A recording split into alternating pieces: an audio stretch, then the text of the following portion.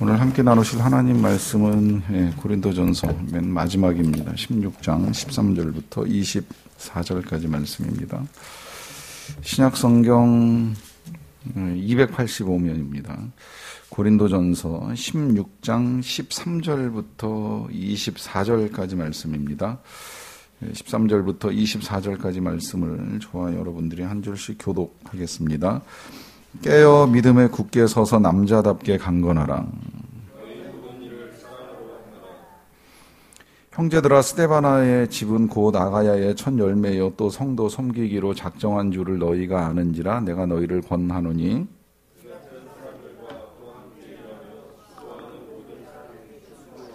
내가 스데바나와 부드나도와 아가야 이고가 온 것을 기뻐하노니 그들이 너희의 부족한 것을 채웠음이라.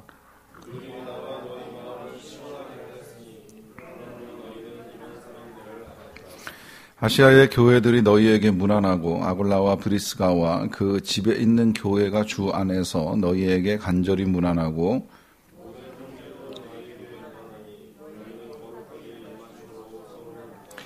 나 바울은 친필로 너희에게 문안하노니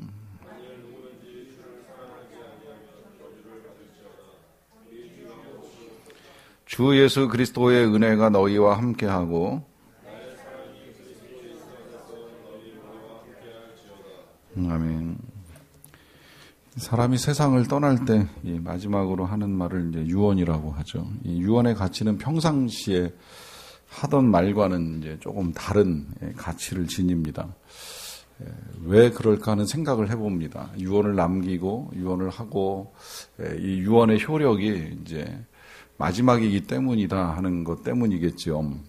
이전에 여러 가지 말들을 할 수 있었지만 이제 마지막 임종 순간에 하는 그 말을 통해서 이전의 것들이 뒤바뀔 수도 있고 달라질 수도 있습니다. 그리고 이 마지막에 고인이 세상을 떠나면서 이제 남겨준 말은 이후에 다시 번복할 수 없는 말씀이 되기 때문에 이제 그걸 기준으로 해서 때로는 뭐 재산을 나누기도 하고 또 때로는 이제 그 말씀 따라 뭐 자녀들의 삶이 바뀌기도 하면서 이제 강력한 효력을 나타내는 일이 있어요.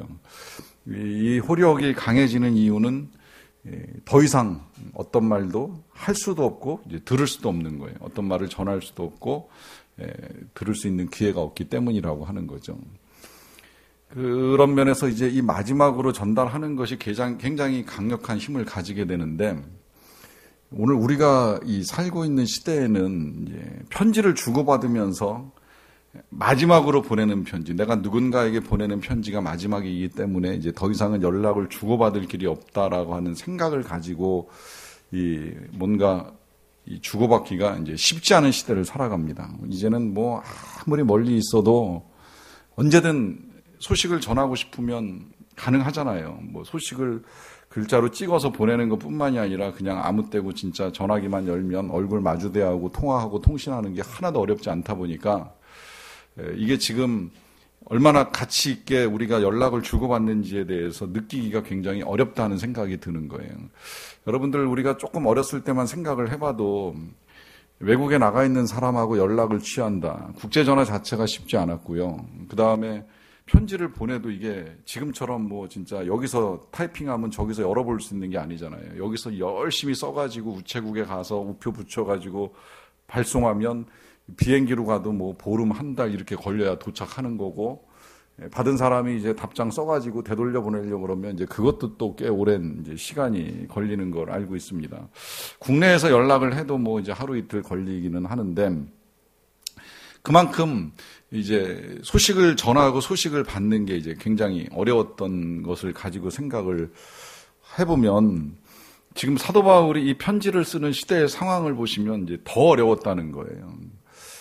그러니까 이 시대에는 무슨 우체국이 있는 것도 아니고 우편 제도가 형성이 되어 있는 것도 아니고 누군가 편지를 쓰면 그 편지를 개인이 들고 당사자에게 직접 전달해 주러 가야 되는 일들이 있을 수가 있는데 그럼 그렇게 가게 되면 육로로 지난주에 잠깐 제가 보여드렸잖아요. 육로로 이렇게 돌아가도 몇 달 걸리는 거고 배 타고 가면 이 배가 지금처럼 뭐 정말 매일 시간 단위로 배가 뜨는 것도 아니고 이 배가 언제 뜰지 언제 출항할지 모르는 상태에서 배를 탔다고 해서 또 안전하게 가는 것도 아니고 이게 태풍 없이 풍랑 안 만나고 끝까지 잘 가서 배가 정박을 해야 되는데 그렇게 가는 것도 또 몇 개월의 시간이 걸립니다. 이제 그러다 보니까 편지 하나를 작성해서 써가지고 누군가에게 전달한다는 게 이제 지금처럼 쉬운 일이 아니라고 하는 거예요.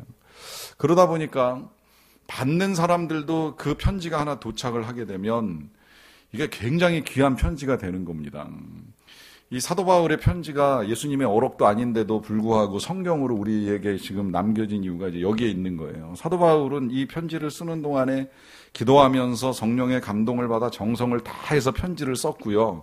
이 편지가 그냥 어떤 개인에게 이렇게 툭 던져지고 끝난 것이 아니라 그걸 받아든 교회는 편지를 받아들고 그 편지를 뭐 같이 이렇게 한 사람이 낭독해서 읽기도 하고 그런 자리에 없었으면 그 편지를 빌려가서 집에 가서 개인적으로 읽는 일도 있고 그렇게 해서 온 교인들이 또 다 읽고 나면 교인들만 읽고 끝나는 것이 아니라 워낙에 이제 교회가 지금처럼 흔하지도 않고 또 교인들도 많지 않은 상황에서 이 교회가 멀리 떨어져 있어 한 20-30km 떨어진 이제 이 도시에 하나씩 이렇게 만들어지다 보니까 이제 거기까지 그 편지를 또 그 교회 누군가 가지고 가가지고 전달해서 이게 이번에 저 에베소에서 온 바울의 편지인데 너네도 한번 읽어봐 이제 이러면서 전달해주면 그 편지 가지고 또 그 지역의 교인들이 이렇게 나눠서 읽어가면서 은혜를 받았던 내용이에요. 그러다 보니까 이 편지 하나가 보내는 것도 쉽지 않고 받는 일도 쉽지 않아요. 그래서 그 사도 바울은 여기저기 편지를 보내는 일은 했는데 어떤 지역이나 개인한테 물론 2번 보낸 데가 있어요. 이제 고린도라든지 데살로니가는 이제 지역적으로 2개를 보냈고 이제 디모데한테도 개인으로 2개를 보냈는데 나머지 편지를 2번 받은 지역이 없잖아요. 물론 뭐 여러 개 보냈는데 그 중에 남아있다 이렇게 볼 수도 있기는 해요. 어쨌든 빌립보 교회, 골로새 교회, 에베소 교회 이제 이런 교회들은 한 통 받은 거예요. 그게 전부예요. 그러니까 사도 바울도 또 그 이상 쓰기도 쉽지 않았어요. 로마 감옥에 있으면서 편지를 쓰기가 결코 쉬운 일은 아니니까 어렵사리 한 통 써가지고 빌립보 한 통 보내고 또 한 통 힘겹게 써가지고 에베소에 보내고 이것도 누가 쓰고 나면 전해줄 사람도 있어야 되는데 늘 사람을 세워서 보내는 게 쉬운 일이 아니잖아요. 그러니까 골로새 교회로 보낸 편지는 결국에는 골로새 교회만 보는 게 아니라 그 옆에 있었던 라오디게아 교회, 히에라볼리 교회 이 교회들이 다 돌려가면서 이제 이 편지를 읽는 거예요. 그러다 보니까 받는 입장에서도 이게 되게 귀한 편지이기도 하지만 또 보내는 바울 입장에서도요. 이번에 이 편지 써가지고 보내고 나면 언제 또 편지 쓸지 모르는 거예요. 전해줄 사람이 있어야 편지를 쓰죠. 이제 그러다 보니까 이 편지를 저는 그렇게 생각해서 지금 이제 이런 말씀을 드리는 거예요. 유언처럼 생각하고 쓰는 겁니다. 유언처럼. 내가 언제 또 고린도 교회 편지를 쓸 기회가 있겠는가. 물론 특별하게 예외적으로 고린도 교회는 이제 다시 한 번 더 편지를 쓰는 거를 이제 우리가 알고 있습니다만은 어쨌든 적어도 이 고린도 전서를 마칠 때에는 이 편지가 내가 그쪽으로 보내는 마지막 편지가 될 수 있다 이런 생각을 가지고 쓰는 거예요. 더군다나 사도 바울은 지금 에베소에 우리가 지난주에 봤잖아요. 에베소에 대적하는 자가 많아요. 맹수와 더불어 싸워야 돼요. 이 맹수가 바울을 죽이려고 달려드는 사람이에요. 이 사람들이 언제 덤벼서 언제 바울을 죽일지도 모르다 보니까 진짜 이 편지 보내고 나서 내일 죽을 수도 있겠구나 하는 생각을 가지고 편지를 쓰는 겁니다. 그러다 보니까 이 편지의 마지막이 그냥 뭐 의례적으로 하는 인사를 하는 편지가 아니라 유언을 남겨주는 거예요. 물론 바울이 세상을 떠났지는 않았지만 적어도 편지를 쓰는 바울의 마음에는 그런 마음이 있다는 거죠. 이게 마지막일 수도 있다. 이게 유언이 될 수도 있다. 이제 이런 마음을 가지고 편지를 쓰는 겁니다. 그러기 때문에 이제 오늘 이 고린도전서의 마지막 결론을 저와 여러분들이 보면서 이게 그냥 의례껏 하는 권면이나 인사나 당부가 아니라 이게 정말 마지막으로 전달되는 유언과도 같은 메시지다. 이제 이런 생각을 가지고 보시면 좋겠다 하는 것입니다. 그러면 마지막으로 사도 바울이 권면하고 있는 건 무엇이냐라고 했을 때에 제일 먼저 13절은 이렇게 시작이 됩니다. 깨어 믿음에 굳게 서서 남자답게 강건하라 그래요. 자, 여기 보시게 되면 사도 바울이 이제 마지막 편지를 닫으면서 몇 가지 당부하는 거 우리가 볼 수 있는데 그 제일 첫 번째로 당부하는 것이 깨어라 하는 것입니다. 깨어라. 이 깨어라라고 하는 이 표현은 사도 바울이 뭐 여기에서뿐만이 아니라 로마에나 아니면 에베소 지역에 편지를 보낼 때에도 자주 사용하는 표현이었어요. 깨어라. 자, 왜 깨어라 그래요? 이걸 에베소서에서는 그렇게 표현했잖아요. 이제 자다가 깰 때가 되었으니. 무슨 말이에요? 종말이 가까웠다는 거예요. 뭐 종말이라고 표현할 수도 있고 재림이 가까웠다고도 볼 수 있는 거죠. 그러니까 사도 바울은 항상 여기서 시작을 하는 거예요. 주님 오실 날이 멀지 않았다. 그러니까 깨어라 하는 거예요. 이 깨어라 하는 건 다시 말하면 무슨 이야기가 되는 거예요? 주님 오실 것을 준비하라는 거죠. 언제 다시 오실지 모르니 주님 만날 것을 준비하라. 이 주님을 만날 것을 준비하라라고 하는 이 개념은 결국은 주님 다시 오실 것에 대한 소망을 가지라는 것이고, 만약에 소망이 없다면 심판이 임할 수도 있다라고 하는 것, 우리 주님의 심판을 준비하고 주님이 오셔서 우리를 구원하실 것에 대한 소망을 가지고 나아갈 것을 당부하는 겁니다. 자, 그러면 어떻게 살아가는 게 깨어 있는 것이냐라고 했을 때 이제 두 번째로 당부하는 것이 믿음에 굳게 서라라고 하는 당부를 합니다. 그러면 여기서 말하는 이 믿음은 무슨 믿음이겠어요? 이 믿음은 뭐 우리가 소망하는 일들이 이루어질 것이라고 하는 그런 개인적인 확신을 가지고 이야기하는 거 아니에요. 이때의 이 믿음이라고 하는 건 말 그대로 복음을 믿는 것이고, 복음이라고 하는 것은 예수 그리스도를 통한 구원을 의미하는 겁니다. 그러니까 우리의 구원이라고 하는 것이 예수님을 통하지 않고는 안 된다라고 하는 이 믿음이 굳건해야 된다라고 하는 거예요.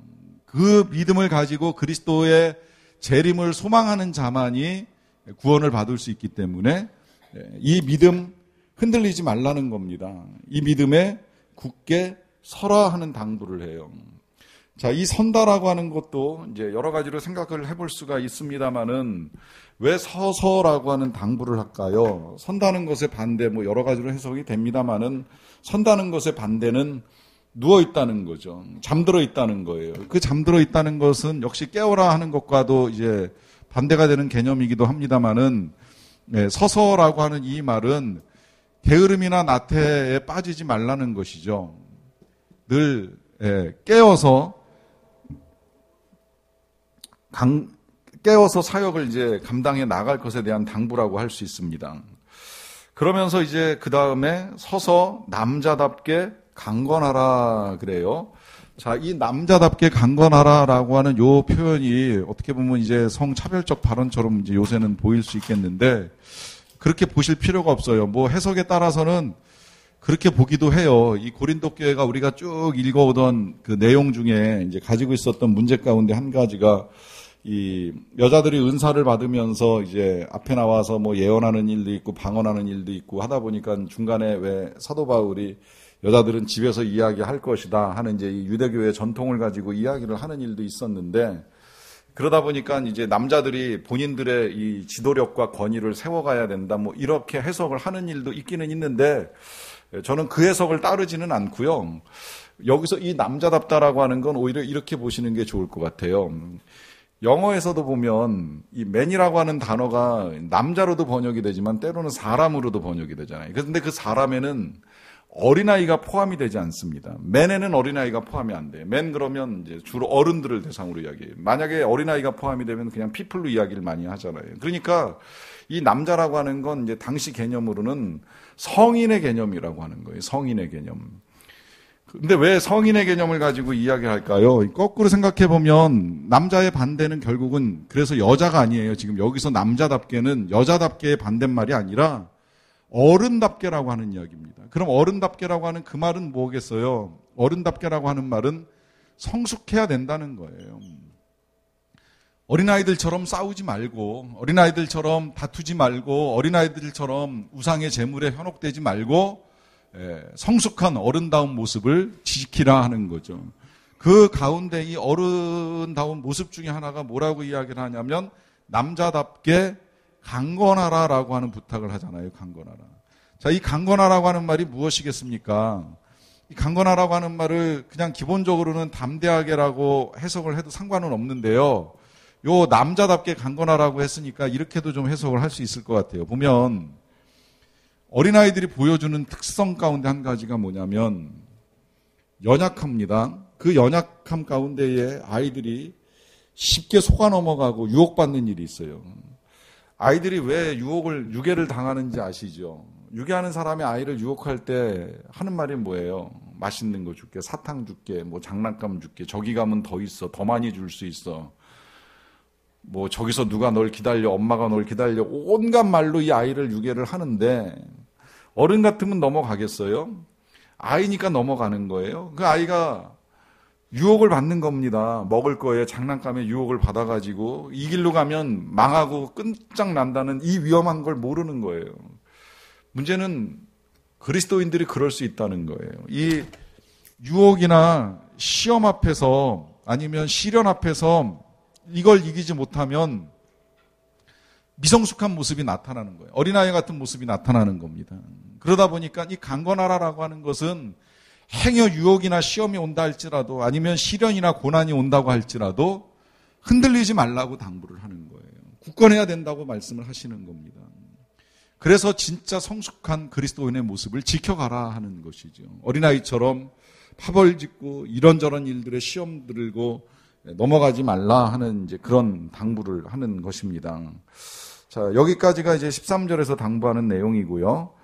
그 다음에 이제 14절에서는 너희의 모든 일을 사랑으로 행하라 그래요. 자, 이 사랑이라고 하는 건 고린도전서 전체의 주제 가운데 한 가지라고 해도 될 만큼 이미 이제 여러 번 이야기가 나왔습니다. 특별히 그 가운데 고린도전서 13장은 이제 사랑장이라 해가지고 사도 바울이 사랑이 무엇인가 이렇게 우리에게 가르쳐 주는 중에 제일 먼저 무슨 이야기를 했어요? 사랑이 없으면 아무것도 아니라는 거예요. 아무 유익이 아니라는 거죠. 뭐 방언을 하고 예언을 하고 천사의 말을 하고 심지어 구제하고 내 몸을 불사르게 내어준다고 하더라도 사랑이 없으면 이거 다 아무것도 아니고 소용없는 일이다라고 하는 걸 분명하게 가르쳐 주었습니다. 마찬가지예요. 어떤 일도 사랑으로 행하지 아니하면 안 된다는 거예요. 지금 뭐 우리로 본다면 뭐 우리가 예배를 드리는 일로부터 시작해서 봉사하고 기도하고 모든 것들이 다 우리도 동일하게 사랑으로 행하라 하는 것이고요. 그러면 어떻게 해야 사랑으로 행하는 것이냐? 잘 모를 때는 성령으로 행하세요. 성령으로. 내 마음으로 하지 마시고 성령이 주시는 감동과 성령이 주시는 은혜 속에서 성령의 사랑으로 성령이 주시는 사랑의 은사를 가지고 그 일들을 하시도록 하면 되는 겁니다. 그래서 이제 사랑으로 행할 것을 당부하는 일이 있겠고요. 자, 그 다음에 이제 15절로 넘어가면 꼭 개인적인 것 같은 말씀을 하시는데 여기에도 이제 또 권면이 들어있어요. 보시면 먼저 15절에 형제들아 스데바나의 집은 곧 아가야의 첫 열매요 라고 말을 합니다. 자, 여기서 말하는 이 아가야는 고린도 시를 포함하고 있는 이 그리스 남부 지역 전체를 말하는 거예요.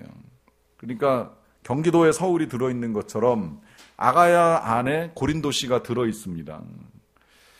그러다 보니까 이 사도 바울은 이 아가야 지역에 들어오기 전에 아덴을 거쳐서 들어오잖아요. 아덴을 거쳐서 들어올 때 사도 바울의 상황을 제가 말씀드린 적이 있어요.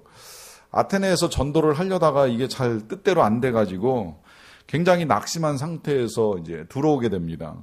들어와서 여기 이 스데바나의 집을 처음 만난 건 아니에요. 이제 들어와서 처음 만난 집은 브리스길라와 아굴라 집을 만나가지고 이제 같이 천막 기우면서 교회를 이제 시작을 하는데 그때만 하더라도 이 스데바나는 불신자였어요. 그런데 이제 사도 바울이 전하는 복음을 듣고 예수 믿고 사도 바울에게 세례를 받습니다.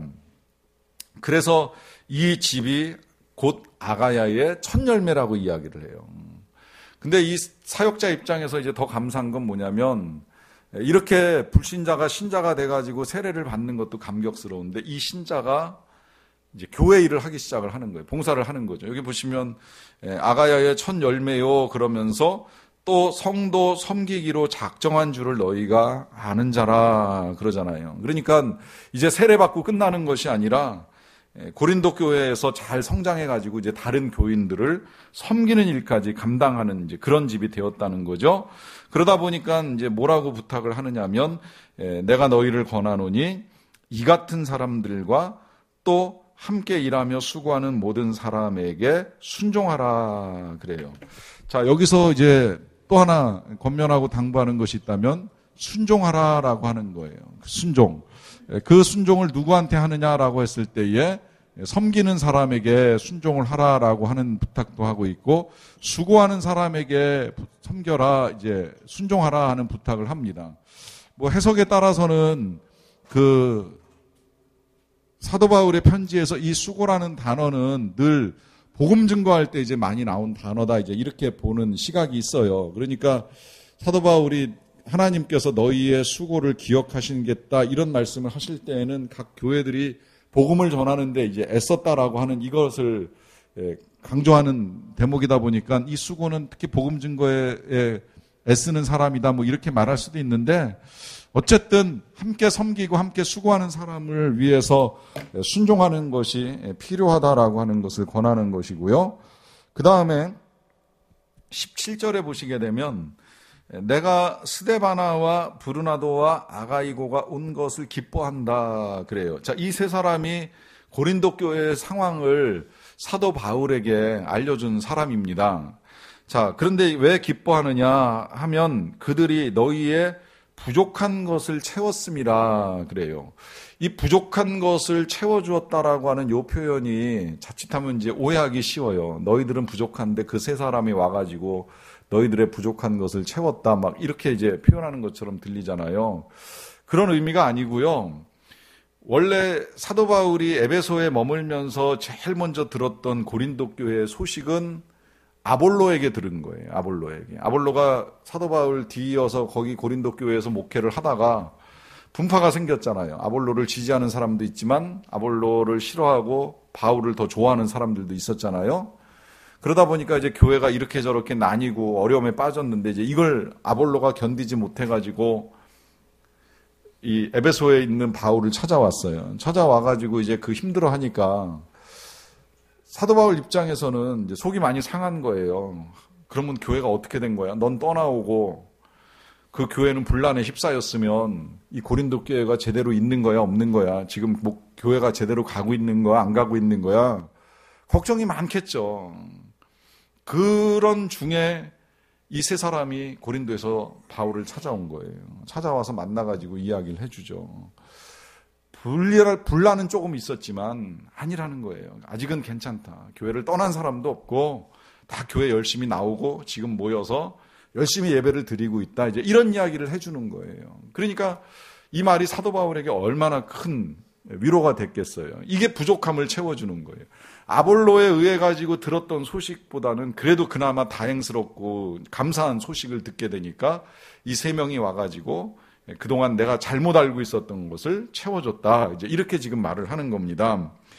그러므로 인해서 18절에 그들이 나와 너희의 마음을 시원하게 했다 그러잖아요.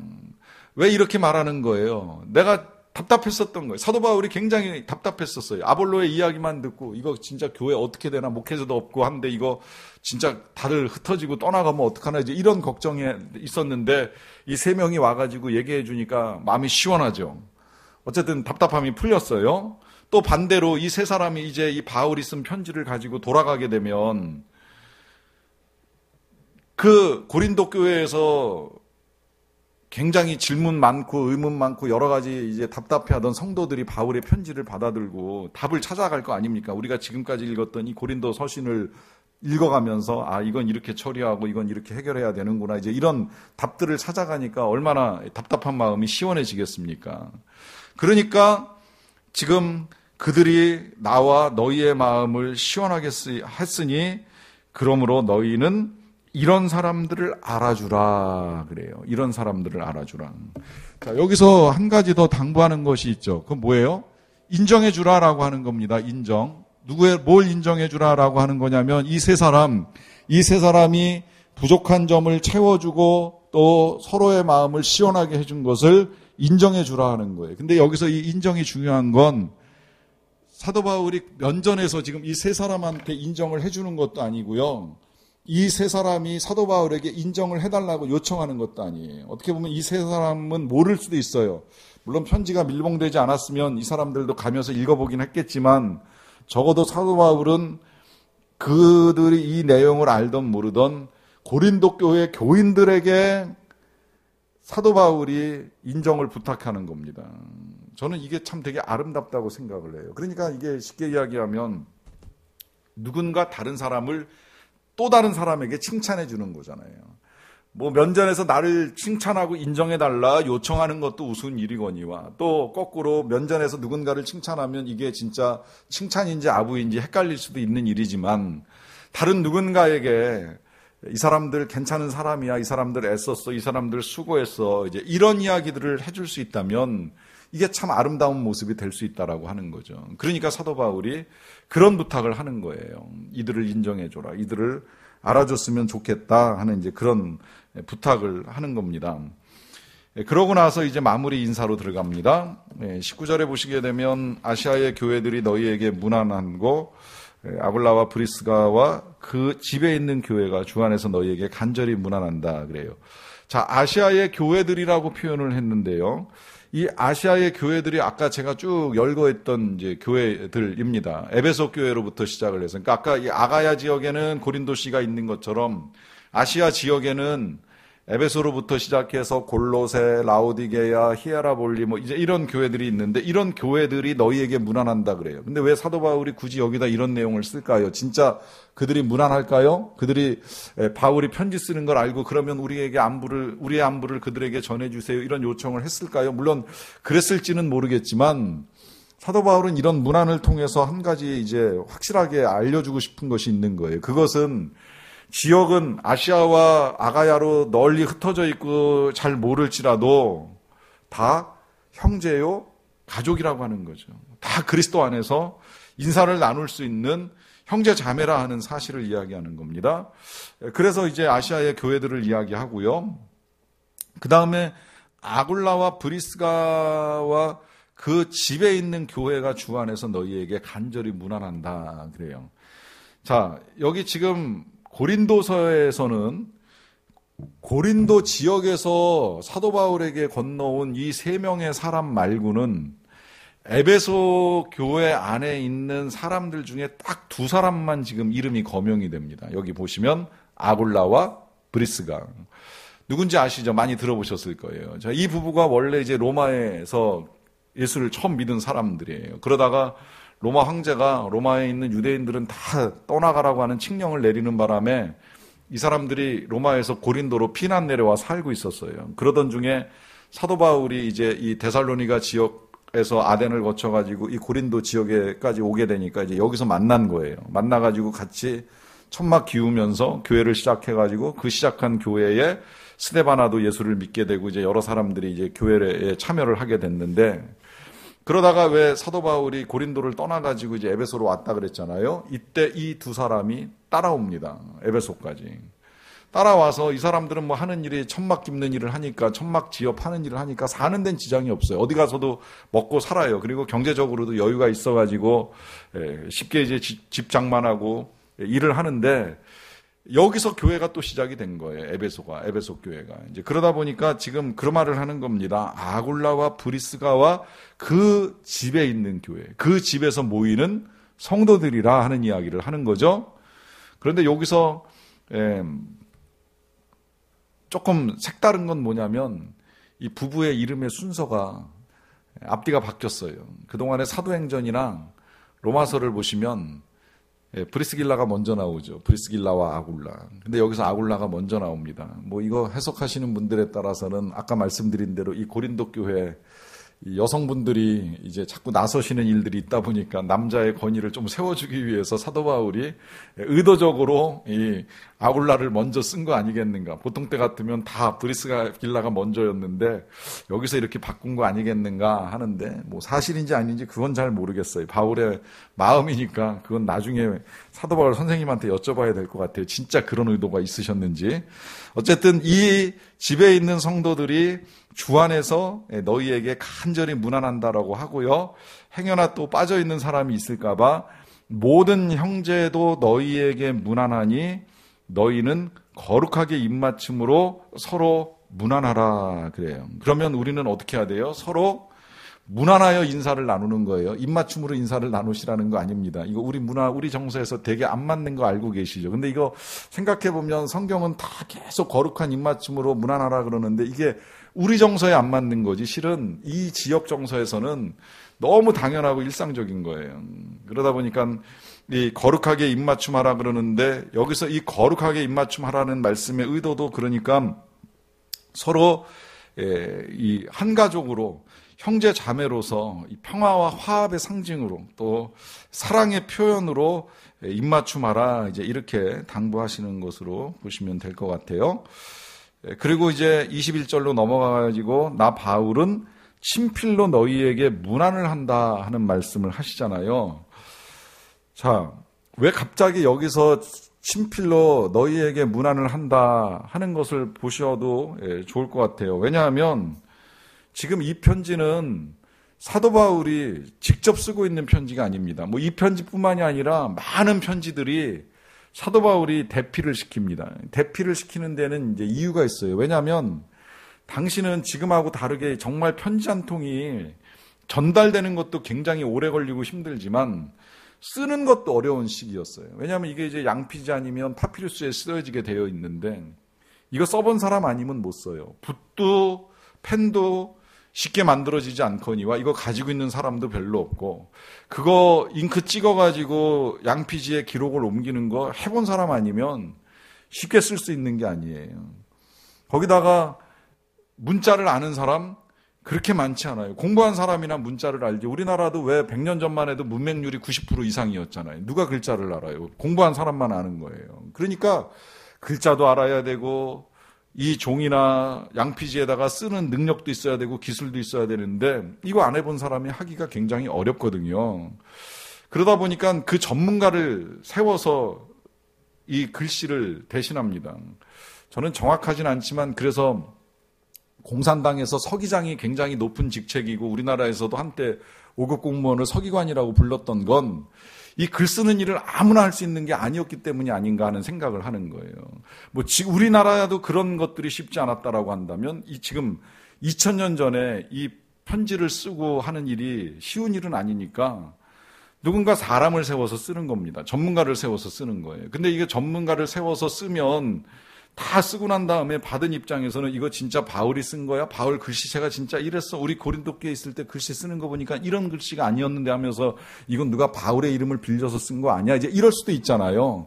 그러니까 마지막에 가서 지금 여기 이제 이 21절부터 사도 바울이 친필로 몇 자를 적는 거예요. 친필로 몇 글자를 쓰는 거죠. 왜 쓰겠어요? 편지에 권위를 올리는 겁니다. 편지에 가치를 높이는 거죠. 남북전쟁 때 왜 그런 얘기 있잖아요. 링컨 대통령이 그 전쟁 현장에 자주 나갑니다.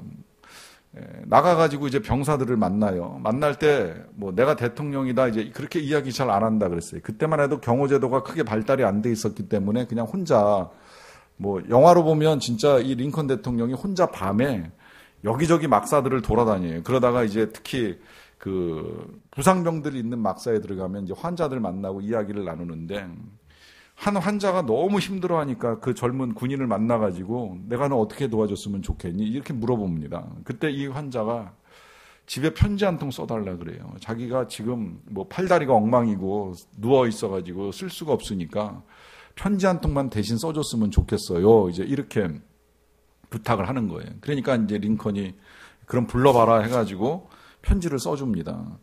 뭐 부르는 대로 이제 뭐 어머니 아버지 안녕하세요 뭐 이제 이러면서 쭉 내용을 쓰겠죠. 그러고서 한참 써내려가다가 이 군인이 이제 더 이상 할 말이 없으니까 여기까지만 써주시면 될 것 같아요. 그랬어요. 그러니까 알았다 그러고서 이제 편지를 마무리했는데 제가 뭐라 그랬는지 다시 한번 읽어볼게요. 이제 그러고 편지를 그 읽게 해달라는 거예요. 링컨이 이렇게 편지를 읽게 해주니까 이 부상병이 쭉 읽어가는데 자기가 말한 그 내용 끝에다가 링컨이 마지막에 그렇게 썼어요. 이 편지는 링컨이 대신 저 링컨이 이 아드님을 대신해서 쓰고 있는 겁니다. 이제 이렇게 한 문장을 더 해준 거예요.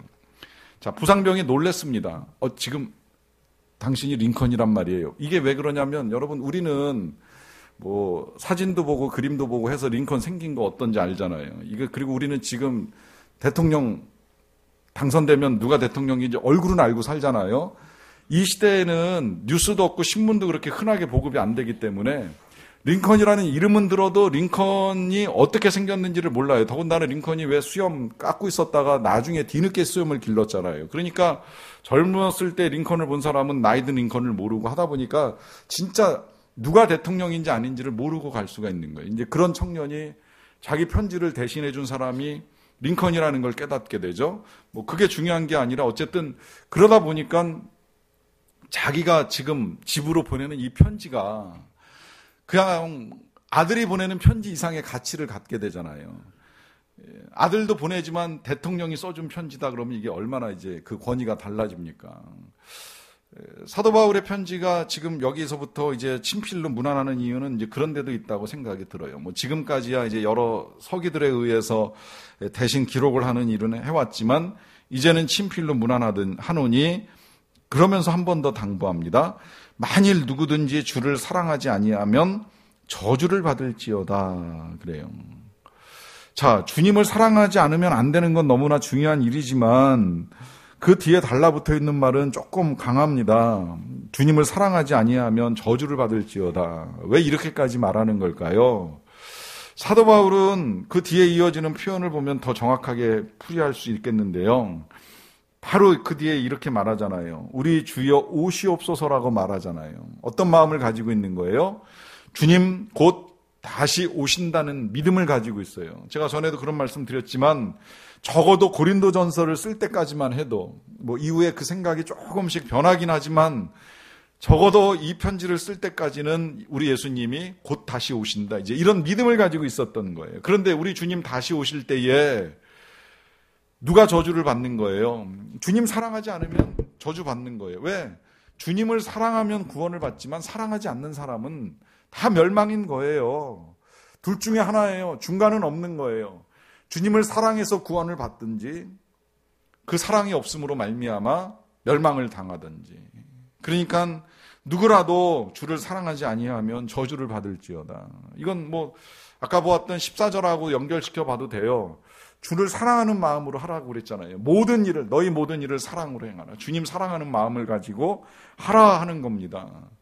사도 바울의 마음은 사실은 이 누군가 저주를 받는 것이 아니라 23절에 그 마음이 담겨 있는데요. 주 예수 그리스도의 은혜가 너희와 함께하고 또한 나의 사랑이 그리스도 예수 안에서 너희 무리와 함께하기를 원한다라고 하는 것입니다. 이게 이제 마지막으로 사도 바울이 가지고 있는 마음을 전하는 것인데 그건 다른 것이 아니라 고린도에 있는 모든 성도들에게 주 예수 그리스도의 은혜, 그 은혜는 구원의 은혜이고 그 은혜는 영생의 은혜이고 그 은혜는 천국의 은혜가 되겠지요. 주님을 사랑함으로 말미암아 받게 되는 풍성한 은혜가 될 것입니다. 그와 같은 은혜가 임하기를 바라면서 또 한편 이 자신의 사랑도 그리스도 예수 안에서 이 교회의 모든 성도들에게 임하기를 간절히 바라는 마음을 전하는 것으로 편지를 마무리하는 것을 볼 수가 있습니다. 이렇게 이제 사도 바울이 권면하며 인사하는 내용으로 이제 오늘 말씀을 우리가 보게 되는데요.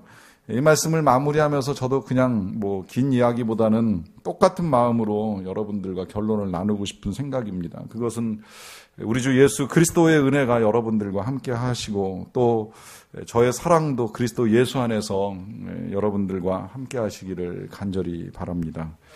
우리 같이 잠깐 찬양하고 기도하고 마치도록